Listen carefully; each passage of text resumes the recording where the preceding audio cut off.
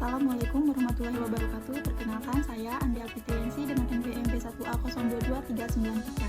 Saya mahasiswi dari Fakultas Hukum Universitas Bengkulu. Jadi pada kesempatan kali ini saya akan membuat video tugas dari mata kuliah Hukum Pidana Internasional yang diampuni oleh Bapak Asep Suherman, SHMH. Pada kesempatan kali ini saya akan menjelaskan tentang hukum pidana internasional. Jadi di sini saya akan menjelaskan buku dari salah satu karangan Dr. Diajeng Wulan Kristianti SHLMM yang berjudul Hukum Pidana Internasional. Baik, pada buku ini saya akan menjelaskan satu bab di mana mengenai konsep kejahatan internasional inti pada bab 2. Baik, pada bab 2 ini yaitu konsep kejahatan internasional inti, saya akan menjelaskan terlebih dahulu apa itu arti dari kriminalisasi. Jadi kriminalisasi itu diartikan sebagai suatu proses yang memperlihatkan perilaku yang semula tidak dianggap sebagai peristiwa tindak pidana, tapi kemudian digolongkan sebagai tindak pidana yang biasanya disahkan dalam suatu undang-undang. Adapun alasan atau syarat suatu tindakan kriminalisasi bukan sekedar karena tindakan tersebut dilarang dalam hukum nasional suatu negara, namun tindakan tersebut harus bisa diancam dengan sanksi pidana bagi pelakunya. Inilah yang menjadi alasan mengapa pada tingkat internasional pengkriminalisasian tindakan yang dilakukan oleh individu baru mulai berkembang pada era 90-an. Baik, itulah pengantar dari penjelasan mengenai kriminalisasi. Selanjutnya saya akan memasuki subtema di mana yang pertama yaitu akan menjelaskan mengenai definisi dan batasan kejahatan internasional inti. Pada awal abad ke-20, masyarakat internasional mulai mengakui bahwa terdapat jenis-jenis tindak pidana tertentu yang hanya bisa dicegah melalui kerjasama, yaitu kerjasama internasional antar negara, sehingga pengaturannya dituangkan dalam perjanjian multilateral.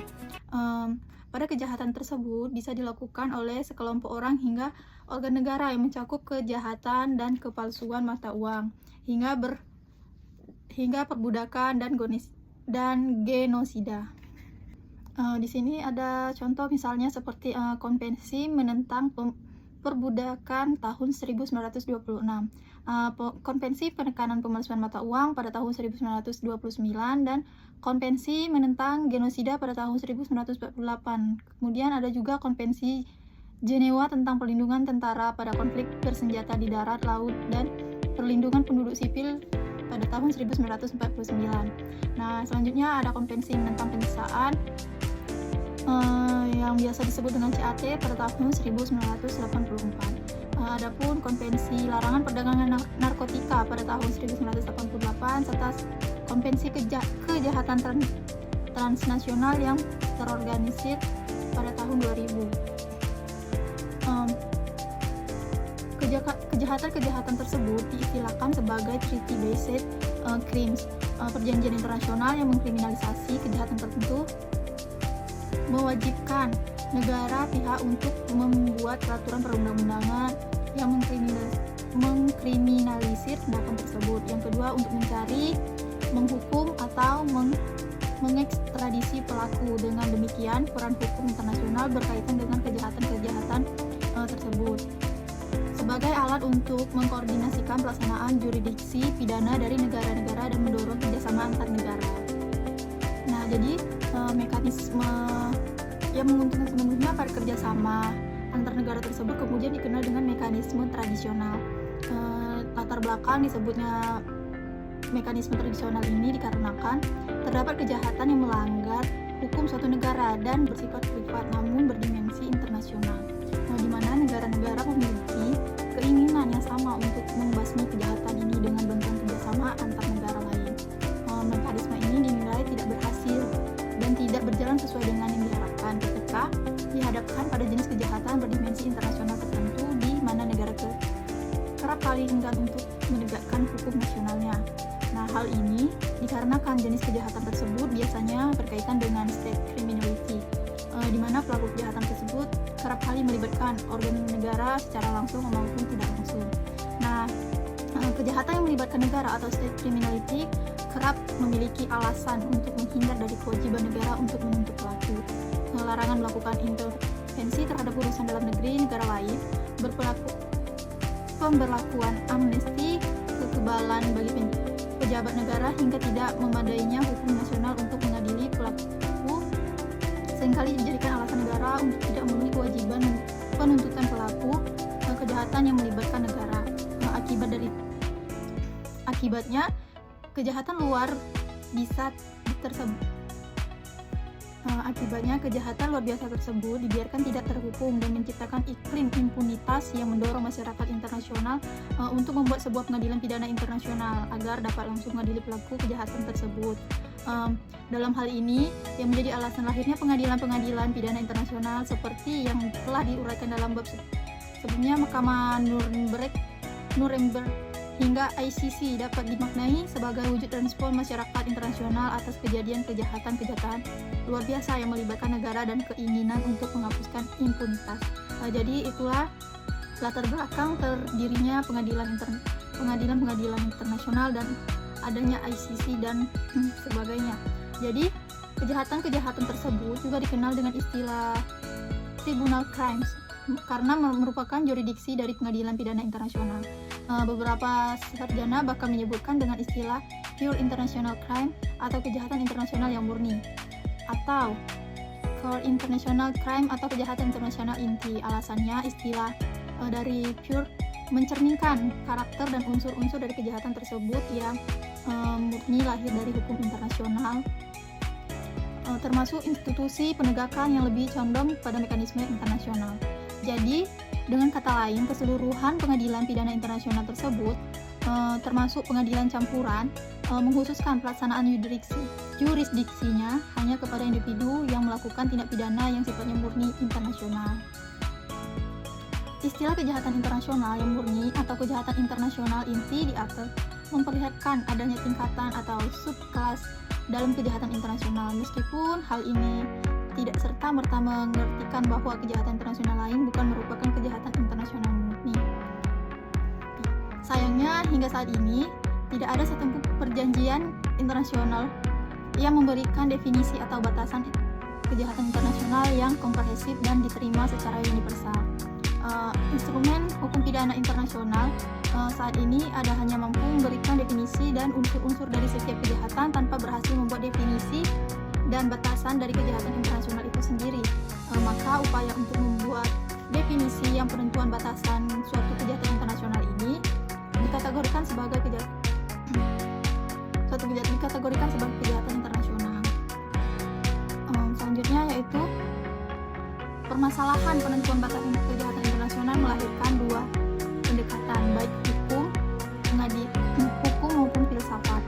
Pendekatan hukum berdasarkan para praktik pengadilan pidana internasional dalam menentukan batasan kejahatan internasional yang kemudian dikenal dengan pendekatan deskriptif, di mana sementara pendekatan filosofis lebih menekankan pada unsur kelayakan atau proper dan keharusan secara moral suatu kejahatan untuk diskriminalisasi secara internasional yang kemudian dikenal dengan pendekatan normatif. Selanjutnya ada syarat keterlibatan negara, di mana dalam buku Kaisis syarat keterlibatan suatu negara, KCC dalam bukunya International Criminal Law menyatakan bahwa kejahatan internasional lahir dari terpenuhinya 4 unsur di bawah secara kumulatif, yakni yang pertama adanya pelanggaran terhadap aturan dari hukum kebiasaan internasional yang lahir dari atau diakui oleh perjanjian internasional. Yang kedua, ada aturan tersebut bertujuan untuk melindungi nilai yang penting bagi masyarakat internasional secara keseluruhan sehingga berakibat mengikat semua negara termasuk individu di dalamnya. Adapun syarat yang ketiga yaitu adanya kepentingan universal dalam upaya memberantasan kejahatan tersebut.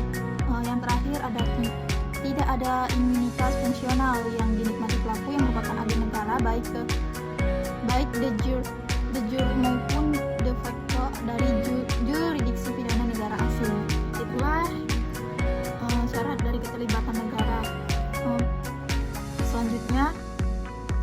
Selanjutnya KCC menyatakan juga ada 2 unsur yang menjadikan kejahatan internasional proper atau layak, yakni adanya tindakan yang dilakukan oleh negara ataupun individu perorangan, di mana yang pertama adanya perhubungan atau ketika tidak ada sengketa bersenjata. Yang kedua memiliki dimensi politik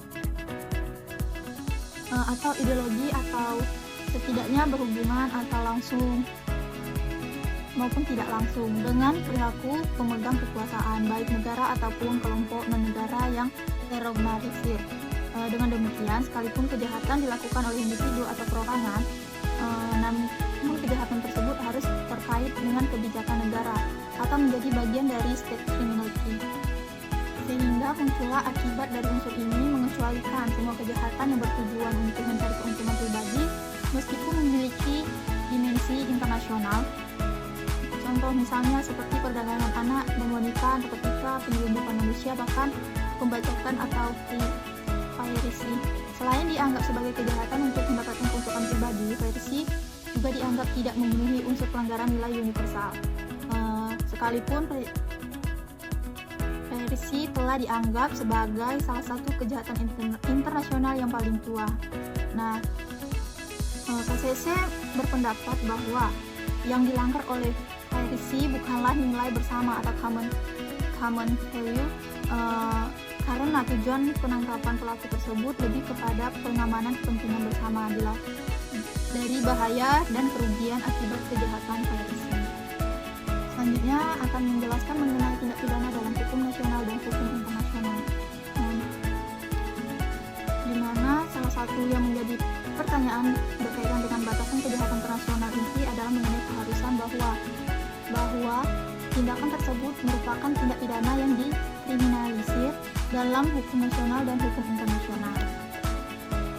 Contohnya seperti berdasarkan hukum internasional, tindakan tersebut merupakan pelanggaran terhadap nilai universal yang tercermin baik dalam perjanjian internasional maupun hukum nasional. Hukum kebiasaan internasional dan berdasarkan hukum nasional, tindakan tersebut melanggar hukum pidananya. Namun demikian, praktik pengadilan pidana internasional memperlihatkan beberapa kejahatan internasional inti yang ternyata tidak dikriminalisasi oleh hukum nasional. Misalnya larangan penggunaan jenis senjata tertentu dalam sengketa bersenjata internasional atau larangan penyerang penduduk sipil secara membuta atau penyeluruhan. Nah, selain itu, kejahatan terhadap kemanusiaan adalah kejahatan yang sejak awal tidak pernah diminilisir oleh hukum nasional. Kejahatan itu pertama kali diciptakan Mahkamah Nuremberg sehingga pengkriminalisirannya langsung oleh hukum internasional. Jadi kejahatan ini seolah-olah memiliki kedudukan lebih tinggi dibandingkan dengan kejahatan berdimensi transnasional, biasanya karena pelakunya dapat secara langsung diadili di muka pengadilan pidana internasional.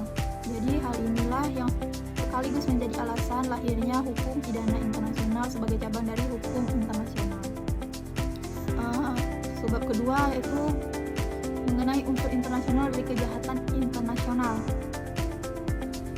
Pada unsur ini terdapat beberapa kejahatan seperti yang pertama ada kejahatan perang, di mana kejahatan perang ini dapat diartikan sebagai kekerasan bersenjata antar dua negara atau lebih yang juga dikenal dengan istilah konflik bersenjata internasional. Hal tersebut bisa menjadi unsur dari kejahatan internasional. Yang kedua yaitu ada kejahatan terhadap kemanusiaan.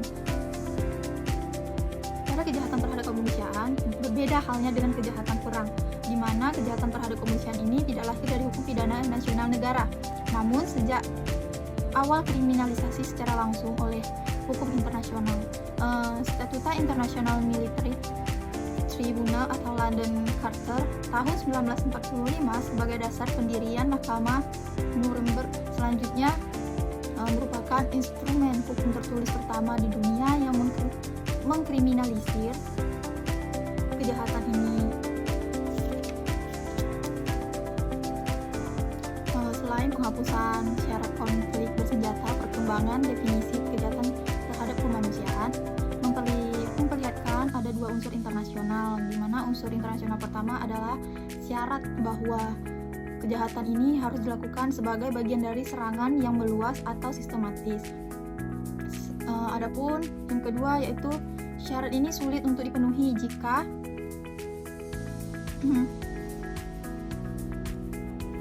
tidak ada campur tangan negara baik langsung maupun tidak langsung. Nah, jadi unsur internasional yang kedua adalah ditunjukkan kepada penduduk sipil. Unsur ini menjadi unsur pembeda antara kejahatan perang dan kejahatan terhadap kemanusiaan karena penduduk sipil dalam hal ini adalah mereka yang sama kewarganegaraannya dengan pelaku.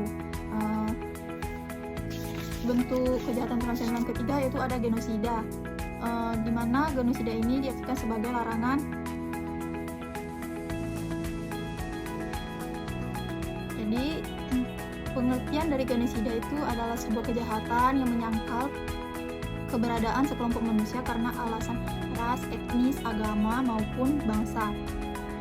Unsur internasional dari kejahatan ini adalah niat khusus pelaku untuk menghancurkan 4 kelompok sasaran yang dilindungi, yakni bangsa, etnis, ras, dan agama yang disebutkan tadi seperti yang diatur dalam pasal 2 Konvensi Genosida tahun 1948. Nah, jadi dari niat khusus pelaku ini tadilah yang menjadi alasan kenapa kejahatan ini layak dikriminalisasikan secara internasional, karena niat khusus ini sekaligus menjadi bukti penyakalan terhadap 4 kelompok yang dilindungi sebagai suatu kejahatan yang sangat biadab karena penghancuran yang mereka lakukan bukan karena kebencian mereka, melainkan hanya karena mereka adalah bagian dari keempat kelompok tersebut. Oleh karena itu, semua bangsa memiliki kepentingan untuk melindungi isi dari konvensi genosida tersebut.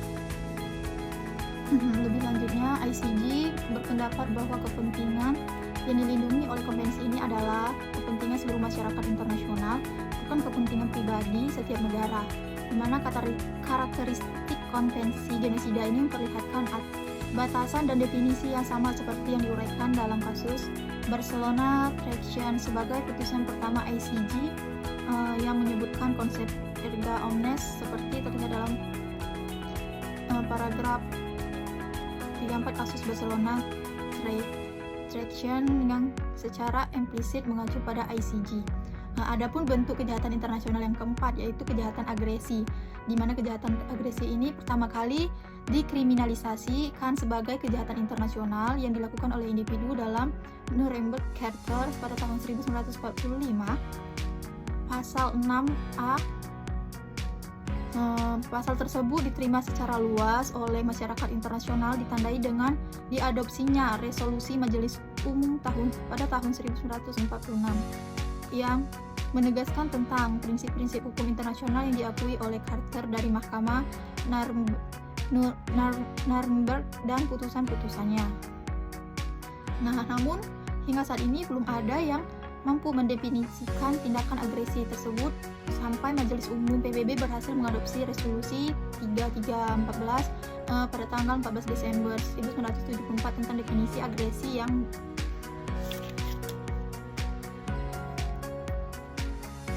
bentuk dari tindak kejahatan agresi ini yaitu adanya niat pelaku yang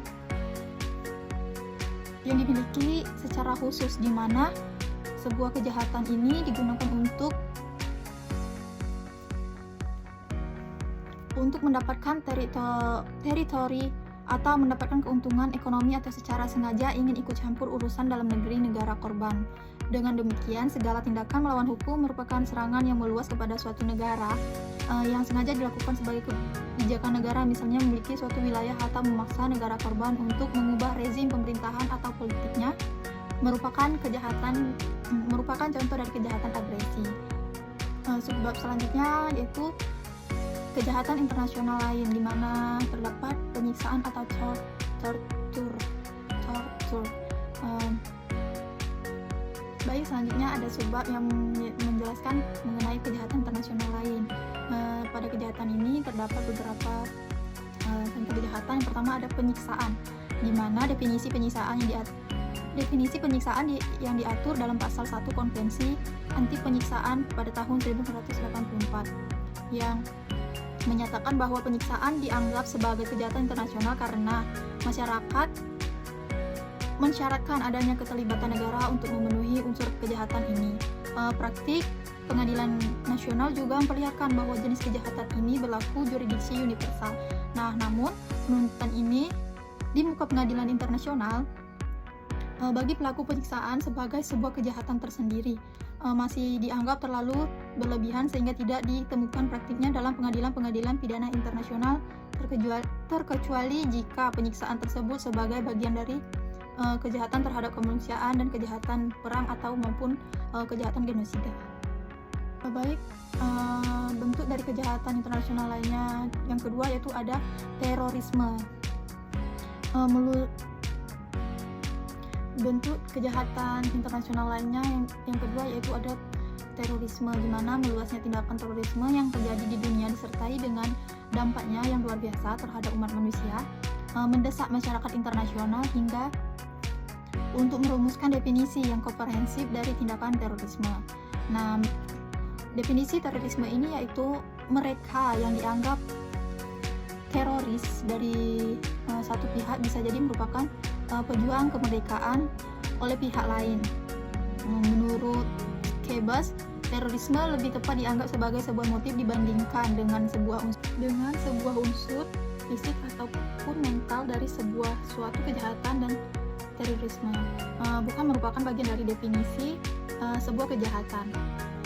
Sekalipun belum ada definisi yang universal untuk dikatakan tindak pidana terorisme ini, praktik hukum internasional memperlihatkan adanya kesamaan unsur tindakan terorisme yang diatur beberapa konvensi dan praktik negara, yaitu yang pertama ada tindakannya merupakan tindak pidana dalam hukum nasional negara. Yang kedua memiliki karakter transnasional, yakni tindakan dan dampaknya tidak hanya melibatkan satu negara saja. Yang ketiga dilakukan dengan tujuan untuk memaksa negara atau organisasi internasional untuk melakukan atau tidak melakukan suatu hal. Yang selanjutnya yaitu dilakukan dengan cara menyebarkan teror kepada penduduk sipil atau menyerang institusi negara atau swasta atau perwakilan mereka. Baik, inilah penghujung dari pembahasan saya mengenai buku hukum internasional. Cukup sekian penjelasan dari saya. Apabila ada salah kata, saya mohon maaf. Kepada Tuhan saya mohon ampun. Wassalamualaikum warahmatullahi wabarakatuh. Terima kasih kepada teman-teman yang telah menonton video saya. Jangan lupa untuk like, comment, subscribe, dan share link video ini kepada teman-teman lainnya.